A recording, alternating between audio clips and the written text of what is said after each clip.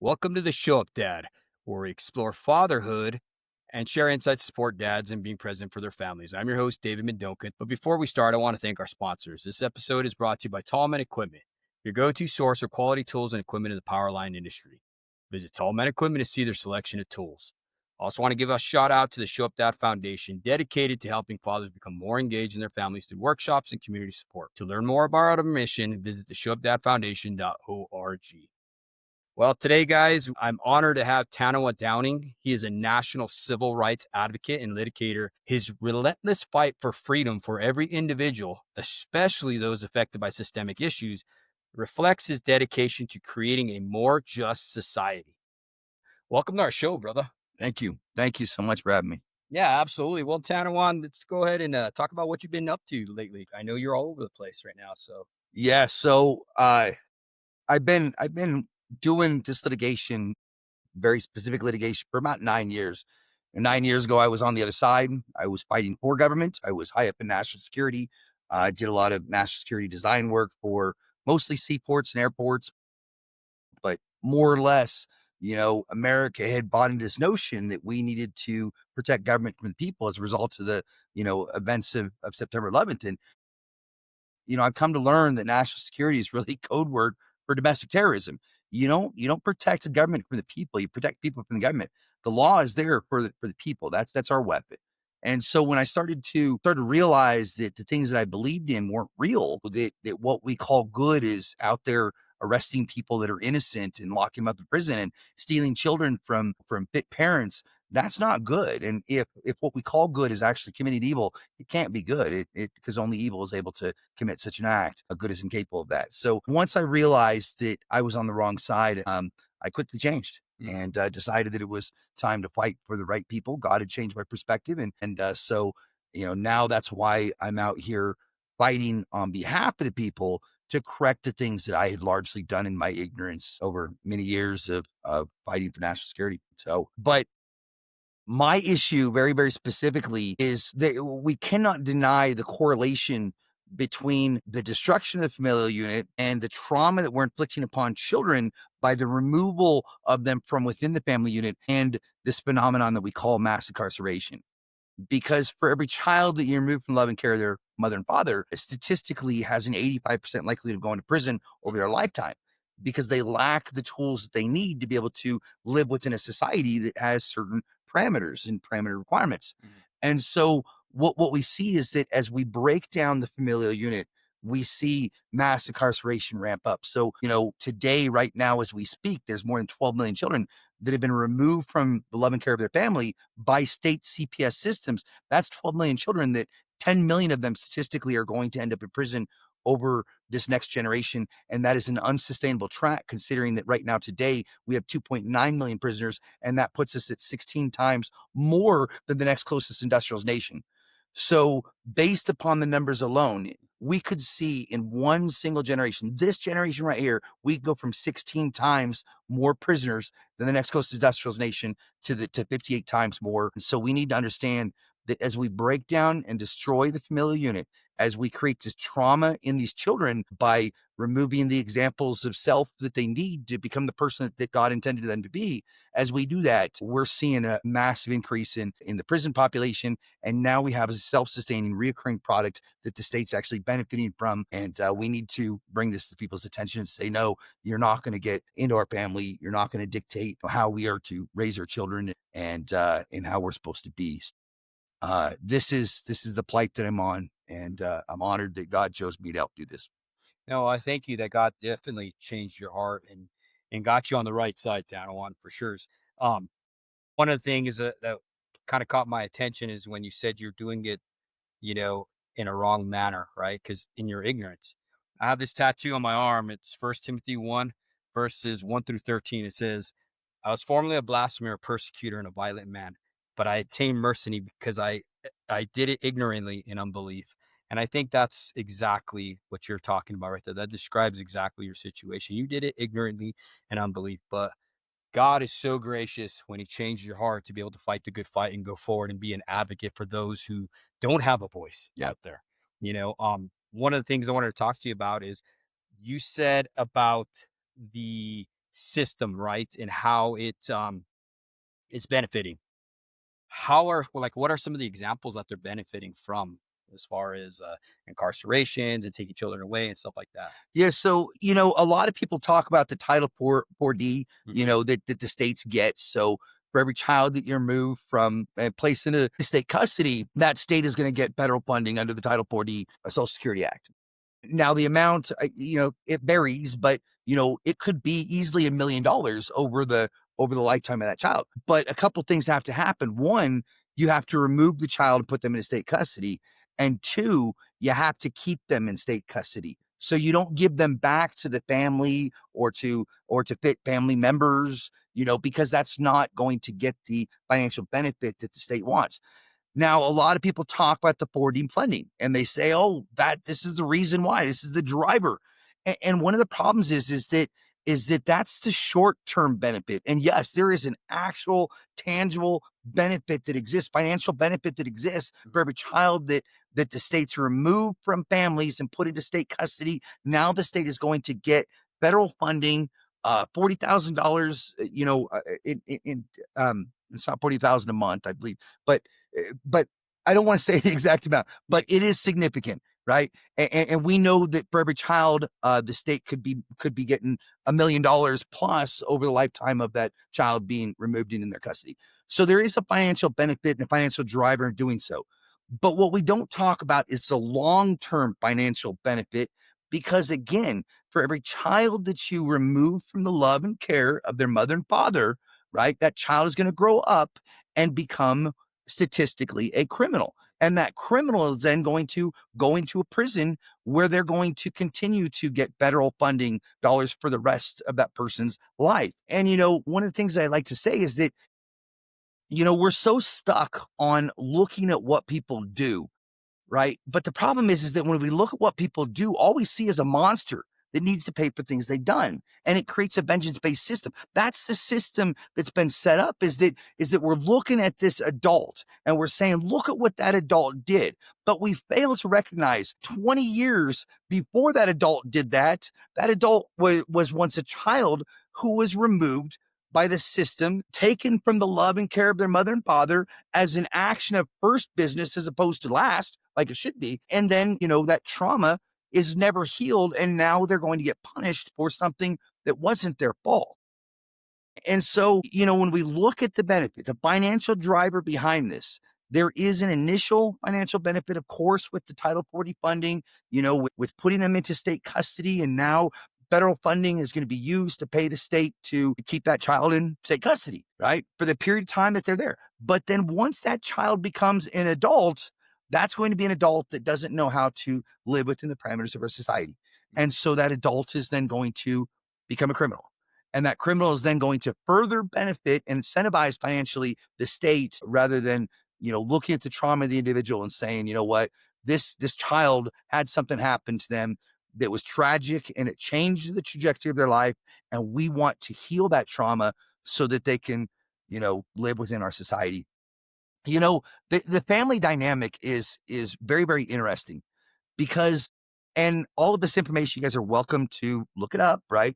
Go to the DSM, to desktop physician manual for psychiatry. You'll be able to see that the things I'm about to say makes sense. It's all, this is the way it works. So for a father gives his image to a son, right? His son learns how to be a man from his father. So when you remove the father from the household, that son, the male child, grows up and he doesn't know how to be a man, right? Because his image of self was taken away. And this is well known. So now you have a male child that grows up with a lack of sense of self, right? And he's got a great likelihood of committing suicide. He's going to have adjustment issues and so on.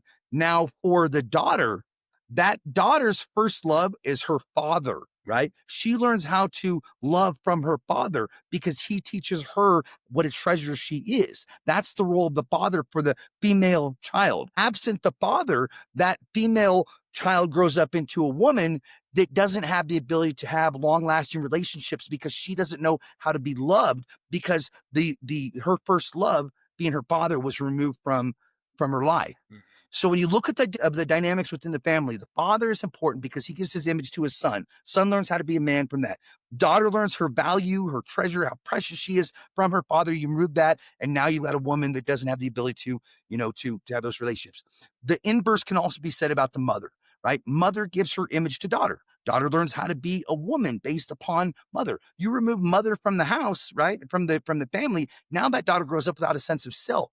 And now she has adjustment issues. She doesn't know how to be a woman because the image of woman was taken from her, right? And now she's got a likelihood of going to prison over a lifetime. But for a mother, the son, his first love is his mother. He learns how to love from his mother. That's why a son will marry someone just like his mother, because the love that he gets is the love that he goes out and seeks within the world. Same thing with a daughter. A daughter will marry someone just like her father because she gets love from them. So my point here is that the dynamics of the family is extremely important for both a male child and a female child. And when you remove either one of those two, you see a massive, significant breakdown and fracturing of our culture, of the actual development of the child into adult. And now you see, the criminological issues that we're talking about with the long-term, adjustment issues, not being able to live within the parameters of society, because these are people that have lost their sense of self because the state has decided they knew better how to raise the family itself. And so we've got to step back here. We've got to say, brothers, all of you, we got to say, this is our family, and we're going to raise our family consistent with what God commands us to do.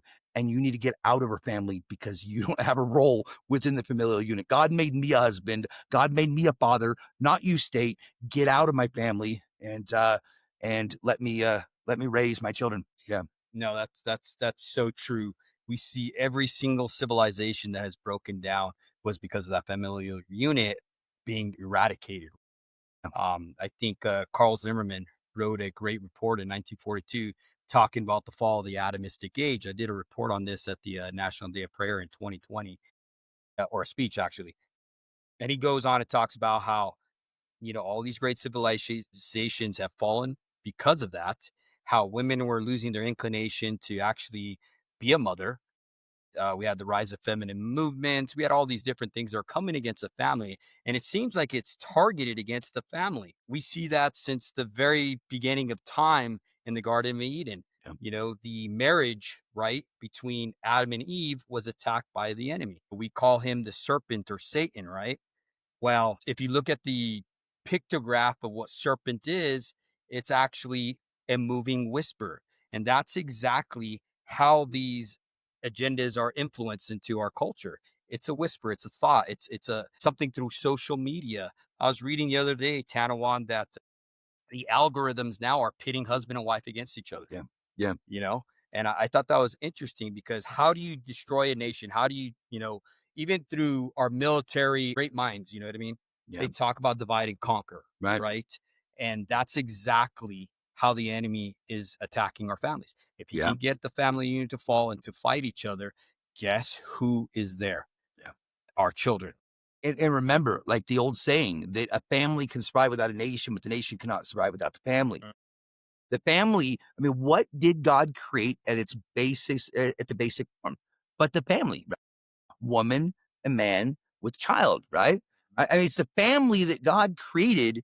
And so why would, something anti-God want anything less than the destruction of the familial unit? When you look at these family courts, like I'll be honest with you, I don't deal with a whole lot of the family court stuff. This is something that my partner Jessica Saxton does. She likes dealing with the family. I'm absolutely fighting for the family, but I don't like to get involved in it because it is a nasty, nasty, culture, Mhm. right? Because it is people, mostly man and woman, pitted against each other. And so there's so much conflict and chaos within family court issues that I just assume stay away from it, because prisoners are easy. I mean, you fight for prisoners, they will all align with one single action. They're so appreciative that there's someone out there that's fighting for them that they don't say a whole lot of negative, derogatory things about me. But once I stick my neck out in the family court, whole different ball game. So I try not to do that much. But the thing is that when you look at even like the slavery institution, if you want to get compliance, if you want to get people to obey you, then the inconsequential side effect of enslavement would be the breakdown and fracturing of the family unit. That's what we did here in America in chattel slavery. We first removed the male from the household, and that put the children into a lower socioeconomic status, right? Made them dependent upon this system. And then the trauma was created by either removing the children completely, right? That fear that was inflicted upon them made them become more compliant to the enslavement that they were being placed into. This is a well-known byproduct or side effect from the chattel slavery that was not inconsequential. It was an intended action. And you're absolutely right. Like all through history, the family's been attacked. Mhm. And it's been attacked because the one thing that strengthens a society and gives us rooting and structure and stability is the family. Yes. You break the family apart, and now you have a man that's lost. You have a woman that's in a lower socioeconomic status. You have an intended two parts that were supposed to prop each other up and hold each other together, that is now faltered and falling apart. And then you find these children that are left as the byproduct without any sort of structure or guidance, brought into a system that is going to use the fear and everything else to push them in the direction that they want to go, make them compliant. And this is what history's done to the family as long as humanity's existed, It's as long crazy. as it's existed. I see a lot of. I was talking to one of my good friends. He's going to be running for Virginia Council. He was an ex CIA guy, served with him in the military and stuff like that. And one of the things he saw with terrorists, he said, was they recruited these guys who didn't have a father figure, right? And it's the same thing with gangs. I talked to George Christie, who's a Ventura president of the Hells Angels, and he talked about the same thing, that he was this father figure to a lot of these guys. He said everybody wants to feel like they belong. Yeah. He's like, they're all looking to feel like they want to belong. And when you break down that family unit, when you don't have a father or a mother, right, you're going to go looking. There's a longing inside of you that God has placed that you owe your children, right? We owe a debt to our children. And when that's not being met, guess what? Our children are going to search for it, usually starting in adolescence. They're going to start seeking for it in the world. And Yeah. that's what we see a lot of times with these children that are becoming and going into gangs Yeah. and all this other stuff like that. So Yeah. I don't remember the exact statistic, but I want to say it's somewhere around 90% of people that are in prison grew up with a fatherless household, right? It's a huge number. Yeah. And either not just fatherless, but absent father. But regardless, these are men that have grown up without having that male figure to look up to.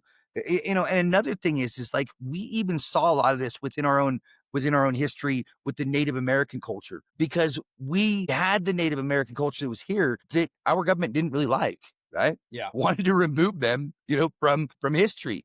And so what do? They took the children and they put them into Christian schools, Mhm. gave them Christian names. And in doing so, we've now got an entire culture within our society that has been forgotten and lost. I mean, entire languages that have been lost because these are children that grew up without an image of self, not knowing who they are, or where they're from, or their heritage and culture. And now we have entire swaths of our own society and our own citizenry that's lost its own image of self, its own culture. This is what government can do in its worst, and we need to be aware of it, because what makes America strong is not an institutionalized belief in one single structure politically or whatever. What makes America great is our ability to come together from all sides or all parts of the world with the best ideas, because we're not just a white citizenry or a black citizenry or an Indian citizen. We are, a melting pot of every culture from around the world with the best ideas. And if we can communicate and talk about, and debate issues, then we can be the most amazing country that this world has ever seen, because we have that ability to be able to come up with the best solutions if we're willing to listen to other points of views and actually engage in a reasonable debate so that we can, produce that good outcome. And we're not seeing that. And as we talk about the breakdown and fracturing of the family unit, a man is simply a product of his environment. A child is a product of the family environment. If I create an abusive environment with my wife and I, we will produce abusive children because that children will be a product of the environment that we're in. Yeah. So here, a man is no different. And if our own leadership, right, our own, Congress, United States Congress, if they are infighting to the point that they can't even reasonably enter into a house without fighting with one another, then why would we expect that the people are going to learn anything different? We have a Congress that they can't even stand to be together with one another. And then we wonder why we have such infighting within the family unit itself, because what we're learning is that within that household, we don't have to communicate anymore. Yeah. And so, we wonder why there's so much chaos and conflict within the family court system when the family court system is creating that chaos and conflict. Any issue can be resolved with communication. A man and a woman, if they were given the opportunity to be able to communicate and work through their problems, they could do it. I don't care how big those problems are. That's what communication was designed to be able to do, is resolve. So when you get attorneys that come in and say, no, you're not going to communicate, then we wonder why we have a breakdown, fracturing, destruction of the family unit. Because absent the ability to communicate, we have the inability to be able to resolve conflict. No, I agree with that. And there's a lot of miscommunication there too between the lawyers. Say, for instance, you have a couple, right? They're in a domestic violence dispute or whatever. They can't talk to each other, right? Because Right? laws say Yeah. they can't talk. Now they're actually having to go through their lawyers as a middleman to communicate with each other. You know, I know growing up playing that game where you tell a story to somebody and it goes to the next person and the next person. By the time it gets to the original sender, right? The whole message is all misconstrued. So Absolutely. there's a breakdown there in that communication, and next thing you know, it's causing more and more infighting because why? What you said isn't getting sent properly to the other side. And who benefits from that? The lawyer. Right, right. And that's the real question is what is the intentions of the attorneys Hmm. within the arbitration? Are they there to mitigate conflict? Are they there to bring these people back together and try to find common ground once again? Or are they there to get paid? Yeah. And to get paid as much as possible. And the more fighting that there is, the more they get paid. I mean, when we eliminate the ability for the people to communicate with one another, to resolve the conflict, we put into place people whose intent is to get paid as much as possible, then they'll be surprised if we don't have conflict resolved. If we aren't able to come up with reasonable arbitration to the outcome of these disputes. I mean, once again, if we're able to communicate with one another, that will resolve any issue. I mean, we can resolve all issues through that communication. And I think that, especially when you look at family court, when you look at the children, the first act of our government should not be remove the child. Right. The first act of our government should be, what can we do to help stabilize that child's environment? Right. Because that child will be happy to live in a cardboard house as long as they're with their mother and father. Right. So when the court gets involved and the very first action is, okay, let's remove the child and then require the parents to have to prove that they're fit to be parents and whatever else, that's not the way that things are supposed to work, right? We're not supposed to go to worst case scenario as the first action of the court. So, that kind of brings me to where I'm at. Like, so when I'm actually fighting, a lot of people have got me confused. People think that I'm fighting for prisoners, right? And that I want prisoners to get out of prison on technicalities, and that's not true, right? What I'm saying is that I'm actually pointing at the judiciary. And I'm saying, let's look at the behavior of the judiciary. But the way that I point out the behavior or show the typical behavior is through the criminal court. And the reason why that is because there's an old saying from St. Augustus Sisi. He said that how incredibly alike are all the tyrants, but how gloriously different are each of the saints. Every tyrant is going to be the same because the tyrant is going to teach their followers to act the same way that they. And so once you identify the standard procedural situation that they do, or their typical behavior, then you could presume that all of them are going to have the same typical behavior because they're all being taught to act that way from the boss, from the top Yeah. tyrant. So in a criminal court, what I'm dealing with is the absence of an indictment by a grand jury. So today, right now, as we speak, there's more than 700,000 people that are currently in prison here in America that did not receive what is called an indictment by a grand jury prior to being held over for their crime, alleged crime, despite the fact that the Constitution of the United States of America explicitly states that you must have an indictment by a grand jury. So clause 1 of Amendment 5. Now remember, the first 10 amendments are called the Bill of Rights. Those are the rights that were so important that they need to be called out and enumerated so that they will never be interfered with or considered as typical, legislative, that they can be removed. Yeah. So clause 1 of Amendment 5, what it says that no person shall be held to answer for a capital or otherwise infamous crime unless on presentment or indictment of a grand jury. So that's clear. You must have an indictment by a grand jury before arresting someone and holding them over for a capital or an infamous crime. We're not going to go into what those crimes are, but right now today, there's 13 states that do not conduct a grand jury, despite the fact that the Constitution says you can't hold someone over. A good example is the state of Washington. Article 1, Section 26 of the Washington State's inferior Constitution says no grand jury shall be drawn or summoned in any county. So we have a state that has an inferior state law that functions directly to the contrary of the United States Constitution. And now we have a supremacy issue. We need to determine, which law is going to be supreme. But what happens with the grand jury? The purpose of the grand jury is to protect the accused from hasty or malicious charges by an overzealous prosecutor or judge. It's a check on governmental power to make sure that there's a fair and neutral decision maker in place that's not attached to the body seeking the prosecution, right? Yeah. It is a 16 to 23 people that will review the state's case before anyone can even be ordered for arrest. Because the problem is that if there isn't that fair, neutral decision maker, then the judge, the prosecutor, law enforcement, CPS, they all work for the same entity. And that entity just so happens to be the moving party in a criminal matter, state of whatever versus you. There is no neutral, unbiased decision maker when it's the judge that makes the decision, whether or not to order an arrest. That order for arrest was supposed to come from what's called a grand jury. And then that grand jury would pass it off to a petit jury who you would then take them through their criminal proceedings to find them guilty. All right. So my point here is that the purpose of the grand jury is to protect the accused from hasty or malicious charges by an overzealous prosecutor. But what happens is that when you remove the grand jury, when you remove it, it sets up what is called an irrebuttable presumption of guilt.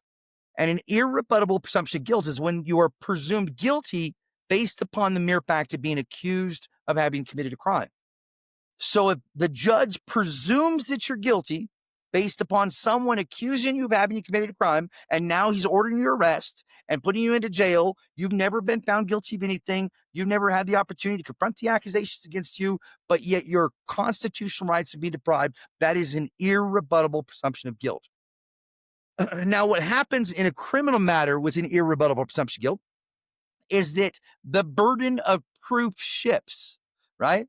No longer does the state have to go out and collect evidence to prove that you're guilty beyond a reasonable doubt, because that's the way it's supposed to work, right? We all know that the state is responsible for proving that you're guilty beyond a reasonable doubt, right? And that you can never be presumed guilty, right? Because you must be innocent until proven guilty. That is the burden of proof, but not with an irrebuttable presumption of guilt. If there is an irrebuttable presumption of guilt, the prosecutor no longer has to prove that you're guilty because you've already been presumed to be guilty because you've been arrested and so on. So this is a breakdown in due process when the system focuses on speed and efficiency as opposed to established procedures and processes of law. So my point here is that in a criminal matter, the breakdown of due process exists because that judge presumes that you're unfit because someone said that you committed a crime. And now you are having to go out and collect evidence to prove that you're innocent, which is the exact opposite of the way it's supposed to be.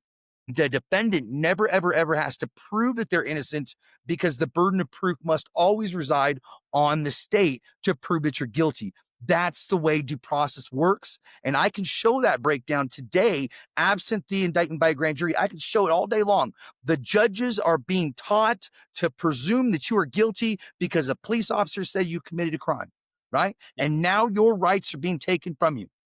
The problem is that in family court, I don't have 400 years worth of empirical data, right? I can't go back to Magna Carta and say, here is the breakdown due process when the system believes that you're guilty based upon the accusation, that you're rebuttable presumption guilt. I can do that based upon the criminal court, but when you walk into a family court, let me ask you here. When you walk into a family court and CPS comes forward with an accusation saying you're unfit to be a parent, does that judge automatically presume that you're unfit based upon the accusation of being unfit? Absolutely. It is the exact same breakdown due process because the judiciary is being taught to act the exact same way. So if a criminal judge is being taught to presume that you're guilty based upon the accusation of you having committed a crime, and that is a breakdown due process, then the family court judge is presuming that you're unfit to be a parent based upon the accusation of being unfit. And now you have to go out and collect evidence to prove that you are fit to be a parent because the judge has already presumed that you're unfit. If it's a breakdown due process for one judiciary officer to do it, it would be a breakdown for another judiciary officer to do it. But I can only show the breakdown due process from the criminal perspective. But once I show that there's a breakdown due process in the criminal court, that criminal court and that breakdown due process, I will be able to extrapolate and show it is the exact same breakdown due process that exists in family court. So if the starting point is you must be presumed innocent until proven guilty, then the equal presumption must be you must be presumed fit to be a parent until the state proves that you're unfit. And that can't be the other way around. Can't be the other way. I got a question for you, Tanawa. Yeah. So we see all this and you broke it down beautifully, right? I know it's a lot, but there's a lot going on, right? A lot of moving parts. Yeah. What have you seen as far as what you just said now? Does it change when there's genders involved? So say, for instance, is that the same thing for a woman versus a man? Because I'm seeing there's a lot of inequality there when it comes to family courts and stuff like that. You know, a man gets charged for domestic violence, right out the gates, even if he just broke a phone or whatever. He's going to jail. He's not going to get out. He's guilty, all this stuff, right? Yeah. Now, vice versa. What if it was the woman who was doing that? Is the same process the same for a woman, or is it biased? So there is some bias, and some of that bias is led by previous legislation such as DOMA, the Defense of Marriage Act, where that was a Clinton era act that placed the presumption, favorable presumption onto wife from husband. So if there's an allegation, fair and equal allegation, one says this, one says the opposite, they were to always go with preference for the wife.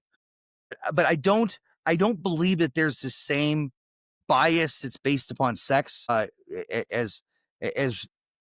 as we saw in the 90s. I don't think it's near as bad as what people think. I think that really, because I see a lot of bias on both sides, like just a ton of it. But what I'm finding is that it tends to be the person that moves first, right, is typically who the court goes with. Now, likewise, whoever the abusive parent is almost always the parent that gets custody of children, and it's the non-abusive parent that's removed. And you know, since we're talking about God, you know, this is a great example. Those of you who are spiritual, you'll understand this. Those of you that aren't, I'd like to introduce a new concept to you that maybe will help you understand. So the last thing I ever said to the United States Supreme Court, last motion that I ever wrote to them, but this is back in 2019, because in 2019, I made the decision, why am I going to continue to ask criminals to stop committing crimes? They're criminals. I know they are. So, you know, if I'm going to play with a scorpion, it stings me. I'm not going to blame a scorpion for stinging me. So I'm not going to continue to go to the Supreme Court of the United States and ask them to stop committing crimes because I know that they're criminals. Nor am I going to continue to play by the rules of a system that doesn't adhere to their own rules. So I told the Supreme Court back then, I said, listen, next time you hear from me, I'll be walking in there with 500,000 criminal affidavits on behalf of victims that have had this happen to them. And you guys are going to have to make a decision because I'm not going to continue to play by your rules when you guys don't play by the same rules. But my point is that the last thing I ever said in the last motion ever submitted to the Supreme Court, I said this. I said every single thing that I'm advocating is consistent with God's divine attributes. Release of prisoners, return of exiled captives, love in lieu of hate, compassion, not condemnation, forgiveness instead of vengeance, equity and not tyranny. I know what side I'm on. So ask yourself, if I fight for God and you fight against me, who is it that you are fighting for? Right? Yeah. Yeah. So I know what God demands. I can open up Isaiah 10. I can see right there. Okay, God says release the prisoners. Okay, well, that's kind of scary, but he says do that. God says lighten the yoke of those that work for you. Okay, they're treating them like slaves, putting them into for-profit businesses for direct benefit of the state. Okay, now I know what God demands. I'm not asking for anything beyond that. I'm simply saying this is what God says we need to do. Let's give that a try, right? Yeah. So I know what side I'm on. I know who I'm fighting for. But if I know who I'm fighting for and they fight against me, I know who it is that they are fighting for. Remember, every single thing that this system advocates for is the opposite of what God demands. God says your sins are forgiven. They say, oh no, we're going to label you a felon the rest of your life. God says, lighten the yoke of those that work for you. No, there are slaves under the 13th Amendment. We can force them into involuntary servitude if we want. God says, bring them out in light. We're saying, no, we're going to put them in a dark cell. I mean, every single thing that this system advocates is the opposite of what God demands. So my point here is that I know what spirit resides inside of me. I know it because I know how I've changed. I know who I've become. And it's all the result of that book and what it taught me, right? The word and what God taught me. I know who I'm fighting for. So if they're fighting against me, I also know who they're fighting for. And so my point here is that every single judge today, right now, as we speak, every single one of them is committing perjury. Whether they know it or not, every single one of them is going against the supreme law of the land, right? And I've proven it. Like, this is what the Constitution says, and there isn't a single judge in the country that is enforcing, at a minimum, the indictment issue. Not one single judge out of the entire judiciary, all the way from the United States Supreme Court down, every single one of them has said, oh, we don't have to follow that because because the state does something different. That's not true. Mm-hmm. But nonetheless, so we know that judges are all committing perjury. And the effect of perjury is that you're a liar, you're a deceiver, right? Yeah. So we know that these judges all have a deceptive spirit within them. A different spirit for me. I got a spirit of truth. I know what spirit resides within inside of me. Mm-hmm. I know what spirit resides within that judge who's fighting against me. So my point is that when I walk into a courtroom and there's two people, one's telling the truth, the other one's a liar, right? The other one's abusive. And one's loving and caring for the children and love the spouse enough that they don't want to see harm done to the spouse, but there isn't equal, reciprocation there. One spouse is a narcissist and is attacking the other one. So that judge has a spirit that's not the truth, deceptive spirit. And that judge is going to side with the spirit that makes them most comfortable, whether they know it or not. And so that's why I think that in most of these cases, why we're seeing these children go back with the abusive parent, or why we're seeing innocent people being locked up in prison, is because that judge is siding with the spirit that makes them most comfortable. And unfortunately for them, that's a deceptive spirit. That's an abusive spirit. And so these judges, they need to understand that if you guys are, for all of you, if a judge is coming against you, right, and you're in a position right now where you are literally fighting against the judge who's come against you, who's come against your family, I'm going to say to you, welcome to the family, because you're on the right side. Because I know what side I'm on, and therefore I know what side they're on. And if you're on the side that they're attacking, you're on the right side, right? You're on the right side. It may not seem like it just yet, but I'm telling you, you're on the right side, because we know that all the judges are on the wrong side as of this moment. So I think it breaks down to a spiritual level. When two people walk in that courtroom, that judge is not going to side with you because you're telling the truth. You love your children. You love your spouse, or your ex-spouse. You don't want harm done to them because that's where love comes from, right? And so as a result, that judge doesn't feel comfortable with you. Doesn't feel comfortable with you because that's a spirit that's contrary to theirs, and that judge is going to side with the spirit that makes them most comfortable. And that's also the reason why in these criminal matters, that judge doesn't want a jury to be impaneled. They don't want the jury to make the decision because they're afraid that the jury's going to let the wrong person go, even though the wrong person is the one that judge is now forcing into a plea bargain and sending off to prison, despite the fact that that person didn't commit a crime and is being threatened, intimidated, coerced, or dressed into a conviction of guilt through an abuse of power by the judge and prosecutor. This is what happens every single day within this judiciary. And this is the truth that I want to bring forward to the American people. I want the people to understand, once again, that what we believe in, it isn't real, you guys. Justice is not just as a compromise between two sides, because justice is equally concerned about both the accuser and the accused. Justice is an act of healing, right? It's repair. It's dealing with trauma. It is not one party prevailing over another and then making one person pay for things they've done. Justice has nothing to do with debt. It has nothing to do with pain for the things you've done. And justice is about healing. It's about forgiveness. And we've got to get away from this concept that justice is about paying for something that you've done, because paying indicates a debt. And this is not a debt-based system. It has nothing to do with money. It has to do with what's right, what's wrong. And sometimes, many times, what's right is not going to be in the best financial interests of the state. So what we believe in, you guys, it isn't real. But I think that it can be. But it's going to depend on what we believe in as the people of the United States. Do we believe in the one thing that makes America America? Do we believe in its power, its supremacy, its authority? That Constitution of the United States of America is the only thing that makes America America. And so when we look at what we believe in as a people, do we believe in that Constitution? Do we believe in its supremacy and its power? Or do we believe in the words that judge says to believe? Do we believe in the words that the state of New Mexico says? Or do we believe in the words that created this nation? I think that we need to have a real evaluation of what the American faith is, and we need to return to that faith and give it a chance to succeed.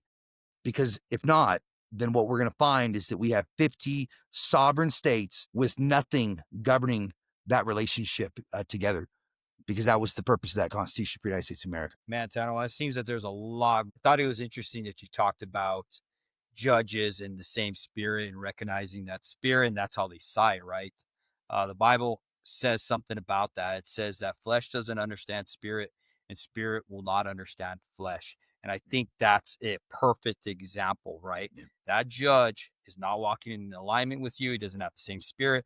He's attracted to the spirit of the person who is lying, the deceiver, the one that's deceived, right? Yeah. And they're going to align with that. So, like you said, if you find yourself in that situation and they're coming against you, praise God, because guess what? If God be for you, who can be against you? Yeah. Welcome to the family. Yeah, welcome to the family. I like that. I know that doesn't bring comfort to those of you who may be facing criminal charges or who may be facing termination of parental rights. But I'm telling you right now, if this judiciary has come against you, if they are attacking you, then you are on the right side. Keep your chin up, keep the faith, and together we can accomplish something amazing. Because yeah, you're right. If God is for us, who could be against us? This system has no power once the people realize that the power is inherent to us. 40,000 judges controlling the lives and sustenance of 330 million people. What are those 40,000 judges going to do when 330 million people wake up and say, "Are you serious? You are destroying the one thing that created this country, the one thing that gives us our lives and our sustenance, that we look up to, that Constitution. You're destroying that in order to profit off of your illegal acts." Judges, prosecutors, you guys are going to need to take a real hard look at your current situation and understand that the power is inherent to the people. And the message that I have for the people, if it gets out there, you guys are going to be in a very bad situation. And all I'm asking from you is to please just return to the established rule of law, work with me to fix this problem, because if not, you're going to be facing the people. And that's a far bigger problem than me. You know that. So What I'm doing right now is I'm going around the country and I'm putting these public officials on notice. Tomorrow morning, I'm here in Albuquerque, New Mexico. This is a city with a population of 560,000 people. Many of those people have no idea that their constitutional rights can be abridged at any moment, that they can go from a normal, life to an arbitrary, capricious allegation of a crime by any public official and could be arrested and lose everything, including their children, their job, their career, and even their own character and fame. This can happen to anybody at any point in time. And the majority of people here in the city of Albuquerque, this area, they don't even know that they need someone to speak up on behalf of them for their rights. That's what we're doing tomorrow. So I'm going into the Albuquerque City Council because I've already been through and I've served 48 or 47 states attorney generals with notices letting them know that their prosecuting attorneys and law enforcement are acting contrary to the Constitution of the United States of America, and asking those attorney generals to please correct those unlawful acts. Those attorney generals, including the one here in New Mexico, chose to ignore the issue and abstain from it and continue to permit those unconstitutional acts to continue. So then I went back and I served 47 state Supreme Courts, the justices, highest judicial officer, letting them know that their judges are engaged in criminal behavior when they're relying upon a prosecutor or judge who is abusing their power, by relying upon an inferior state statute that allows them to abridge their obligations codified in the Constitution. So I went to them, the judges across this country, 47 state Supreme Courts, and asked them to please correct the unlawful acts of their judges. And they chose to ignore the issue and abstain from the issue. And so now I had to find a way to force the legislative branch to take action. Because today, the issue is a police officer is relying upon a state of New Mexico law that permits them to charge by information, not indictment, in violation of the Constitution of the United States, and that is an unconstitutional act. That's an unconstitutional law. And when that officer does do that, that means that their actions is unconstitutional because it derives from an unconstitutional law. And so then when they bring it to a judge and say, Judge, I'd like you to hold this person over, that judge has to make sure that the power they exercise is consistent with their authority. If they choose to exercise their power because the law enforcement prosecutor abused their power, relying upon an inferior state statute that allows them to abridge their constitutional obligations, that judge is also, now engaging in that unconstitutional act. So that's the scenario. We have this conspiracy to deprive of rights, that it is happening because the state created a law that permits them to break the Constitution. But then the legislative branch says, well, yeah, but we don't want to get involved in that because that's too big of a deal. Remember, the prosecutor and law enforcement is executive branch, right? Executive branch. Judges is judicial branch. Legislative would be, senators, congressmen, and so on. But if the senators and congressmen hear about this issue, they say, oh, that's a big deal. We don't want to get involved. That's too big of a deal. We don't want to be a part of that. And so they also abstain. So I had to find a way to force the legislative branch to get involved in this. And we did that from what's called an emolument violation. So you can never pay someone to break the Constitution. That in and of itself is a crime. It's called an emolument violation. If you pay someone to break the law, that would be a crime. So what we're doing now is I'm going to city councils and county commissioners because they are the lowest level of the legislative branch, right? And what they do is, like here, the city of Albuquerque, the city council, they pay and formulate the budget for law enforcement. So if law enforcement are committing unconstitutional acts in the course of their business, the city council of Albuquerque is paying for those unconstitutional acts to occur. So we're going to city council meetings, public hearings, such as tomorrow morning, and we're putting it directly on the record, letting them know this is the constitutional requirements. This is what the state's doing. You are paying for that to be done. And now we're asking you to either, one, direct those agents to act in a constitutional manner consistent with their obligations, or two, you are now knowingly and willingly engaged in criminal behavior and committed a crime because we put you on notice. And so this is the way that we force the legislative branch to actually get involved, create the oversight that we need to direct the other two branches of government to figure out, who the problem is, and fix that problem. Because once you inform a public official that they're committing crimes, right? Or that crimes are being committed, that public official has a duty and a responsibility to take action. Because when it comes to laws of criminal conspiracy for public officials, what that states is that any person who, having knowledge of any of the wrongs conspired to be done and who have the power to prevent or aid in the prevention of the commission of the same, neglects or refuses to do so, may be joined as defendants of the action. So when we go into a public hearing with the city of Albuquerque and the county or the city commissioners, and we notify them of these criminal acts that are being committed, they now have an obligation to report that and deal with that. And if they don't, they become complicit in it, and it can now be joined as defendants in the criminal action. This is the way to force them to actually get involved in something that they don't want to get involved in. And I can understand it is a difficult decision because they're going to have to decide whether they're going to follow the Constitution of the United States of America or a New Mexico state statute, an inferior state law. The object to which their fidelity is bound based upon their oath or affirmation is the Constitution of the United States. So we want to try to entice them in the right direction and let them know that when you swear that you will do something, you best do it, because if you don't, well, even Scripture says you've already been judged. So Yeah, yeah, if you're going to swear that you're going to be a good public steward and obey the limitations of power that the people have given to you, and that's the oath that you took, and then you refuse to do so, well, that's not going to look good for you, City of Albuquerque. It's not going to look good for you, state representatives. So we're almost done with serving the city councils and county commissioners. uh-huh. I had a total of 55 of them that I planned on doing, and we're at, I believe, 48 right now. So we got about another week and a half. We're on our way from here.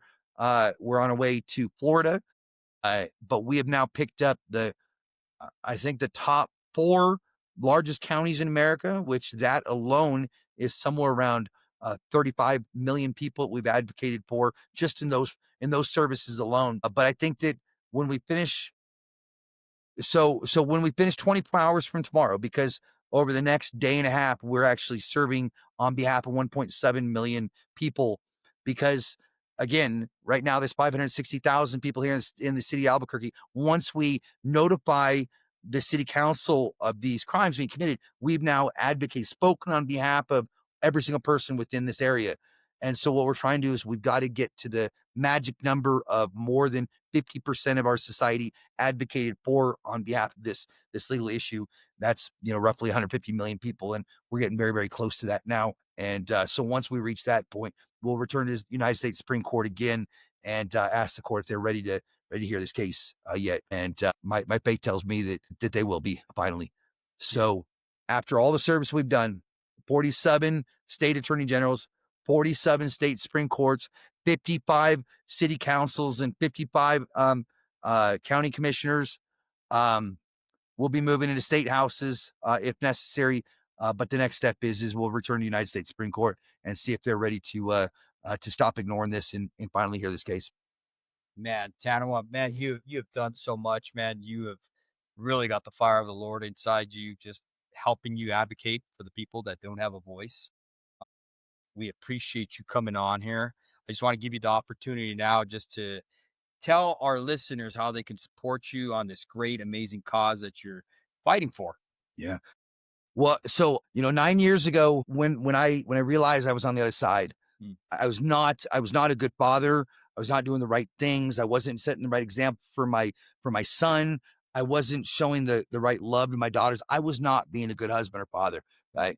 And so when I realized that, I knew that I needed to go out and I needed to become the person that God needed me to be. Because if my son's going to look up to me as his hero, if he's going to look up to me as an example for what a man should be, then I better be the type of man that I would be proud of for him, right? So I'm trying to set that example for my son, so that when the questions are asked, when he's faced with the situation, he's going to have an example of, this is what you do, son, as a man, right? You're going to fight, even if it doesn't make any sense, even if it hurts you, right? You're going to go out there and you're going to do what's right, because people need help. And that's what a man does. For my daughters, if they're going to marry someone like me, then I better be the type of man that I would approve for them. And so I'm out here trying to be that example for them. I love my children so much, but I had to make a decision that in order for me to be that person, I needed to go and be by example. Yeah. And so 9 years ago, when I decided to do this, I decided I was going to do it whether I had money or not. I've done this without being paid. I won't take a contract. I will fight for everyone, but I won't fight for anyone because I spent, the majority of my life making a lot of money, 800,000 a year. But the measure of my man, who I was as a man, was based upon things I had. It was a terrible way to live. And so, God just took it all away and taught me something, much more powerful, and that's character. And so we operate on donation only, right? And I think that the big reason why I do that is because I don't ever want to focus on money ever again. I don't want to be out here having that be my passion or my driver. I don't want to be doing things because of the money that I'm paid to do. I want to be doing things because I love doing it, because I care about it, and because I want to provide the best service possible. And I know that if I do that for the people and for all of you, and you like the service, that you're going to make sure that I have the things I need to be successful. And you guys have done an amazing, phenomenal job doing that. I've never been without, even in 9 years. I don't live, luxuriously, but we have the things that we need. But I want to say thank you guys so much for all the support that you guys have given to us. If you want to continue to support, again, we operate on donation only. And the reason why is because I need to be able to do what God asked me to do and not have any constraints whatsoever. I can't have anything hanging over my head saying I got to go this way because I'm led by him, and I won't allow anything else to be leading me. So every single day I wake up and I find, what can I do today that's going to help accomplish this outcome. And if you guys believe in the things I'm saying, if it resonates with you, if it fills your spirit, then I would welcome you to help get behind this and help push this across the finish line, because we're very, very, very close to that. And it's been a real honor to be able to do this and to be able to serve all of you. So thank you so much. All right, we'll put it on the show notes too, how they can give to your cause, brother. Yeah. And once again, thank you for coming on here. Thank you for coming out here and visiting me, brother. You are fighting the good fight, and we appreciate everything you're doing for us. You are being that voice, like I said before, and may God continue to bless you on your endeavors, brother. Thank you so much. Thank you Absolutely. guys. God bless.